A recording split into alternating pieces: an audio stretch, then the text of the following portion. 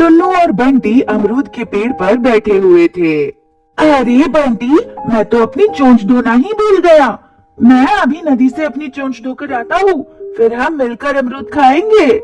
जल्दी आना टुन्नू, मुझे बहुत तेज भूख लगी हुई है।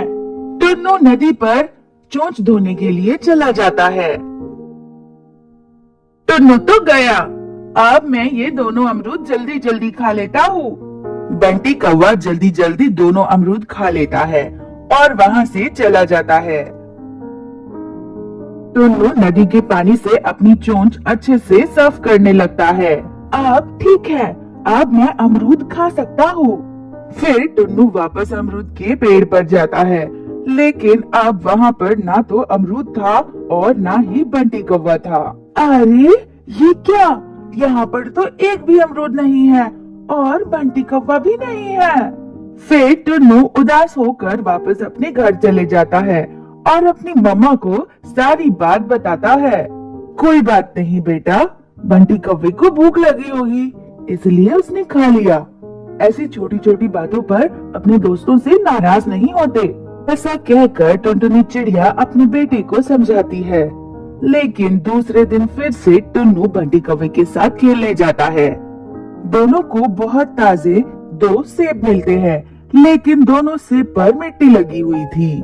बंटी, इन सेबों पर तो मिट्टी लगी हुई है, चलो हम दोनों इन्हें पहले नदी के पानी से धोकर लाते हैं, फिर अच्छे से खाएंगे। तुम ही जाओ इसे नदी के पानी से धोने, मैं तो इसे ऐसे ही खाऊंगा।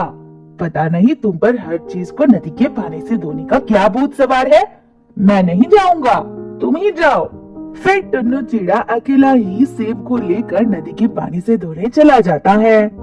उस दिन जब बंटी कौवा अपने घर वापस जाता है तो वो अपनी मम्मा को बताता है कि मम्मा, जब टुन्नू चिड़े को और मुझे खेलते खेलते कुछ भी खाने को मिलता है ना, तो वो सबसे पहले उस चीज को लेकर नदी के पानी से धोने के लिए चला जाता है। बेटा, ये उसे उसकी मम्मा ने सिखाया है। वो टुनटुनी चिड़िया कुछ ज्यादा ही स्मार्ट बनती है, तुम अपना काम करो। ठीक है मम्मा। अगले दिन जब टुनटुनी चिड़िया अपने बेटे के साथ एक खेत में खाना इकट्ठा करने आती है तो बंटी कौवा भी वहाँ घूमते घूमते आ जाता है। टुन्नू, यहाँ तो बहुत सारे फल है, आज तो हमें खाने की कोई कमी नहीं है। हाँ बंटी बेटा, लेकिन हम इन्हें ऐसे ही नहीं खा सकते। मैंने अपनी आंखों से देखा है, किसान ने इन सभी फलों पर जहरीले केमिकल्स का छिड़काव किया है।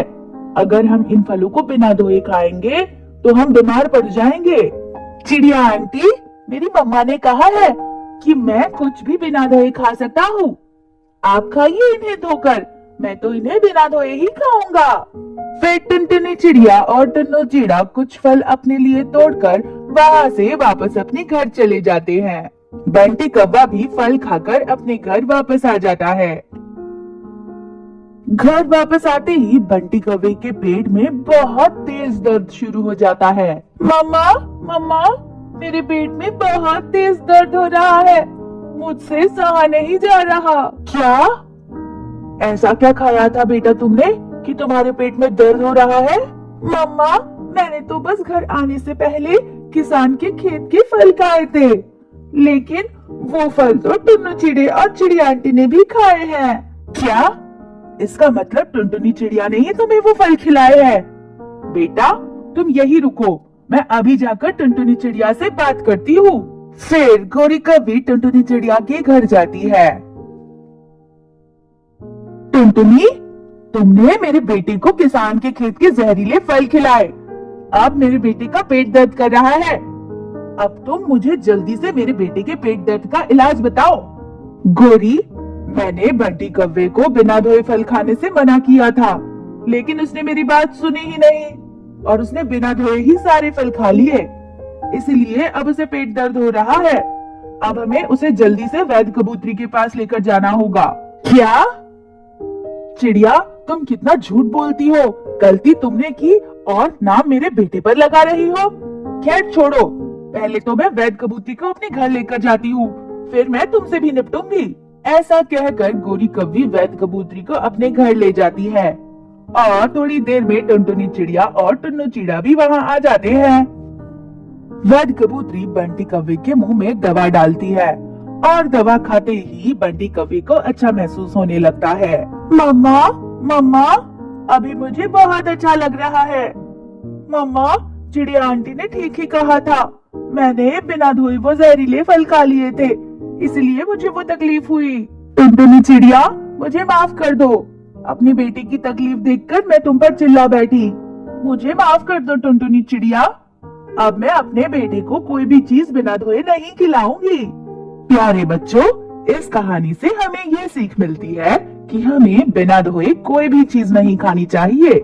दोस्तों, अगर आपको हमारी कहानी पसंद आई तो हमारे वीडियो को लाइक करें, चैनल को सब्सक्राइब करें और बेल आइकन को भी दबा दें। आपका बहुत बहुत धन्यवाद।